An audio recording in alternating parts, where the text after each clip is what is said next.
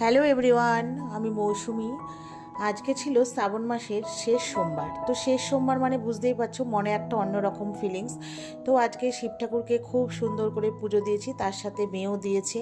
তো যাই হোক, তো আজকে আমাদের একটা নেমন্তন্ন রয়েছে, মানে ওদের বাড়িতেও সোমবারের শেষ আর কি, যে শ্রাবণের সোমবার। তো সেই সোমবারে ওদের বাড়িতে আজকে ঠাকুরকে উদযাপন দেওয়া হবে। উদযাপন বলতে ওরা এই 1 মাস ধরে নিরামিষ খেয়েছে, আর তারপরে হচ্ছে ওরা তারকেশ্বরের ভান্ডারা দিতে গেছিলো। তো ওদের বাড়িতে নাকি প্রত্যেক বছর হয়ে থাকে, এবার আমি ফার্স্ট টাইম আমি মানে নেমন্তন্ন পেয়েছি, তো সেখানে যাব। আর আজকে তো ভীষণই পরিমাণে বৃষ্টি হচ্ছিলো, নিম্নচাপ।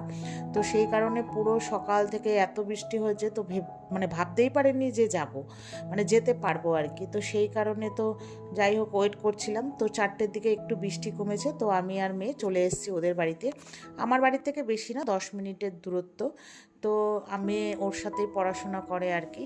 তো এসে তো দেখলে ঠাকুর দর্শন করলাম, তারপরে অনেক রকম খাবার আয়োজন করেছিল, তো খেয়ে দিয়ে বাড়ি চলে আসলাম। তো চলো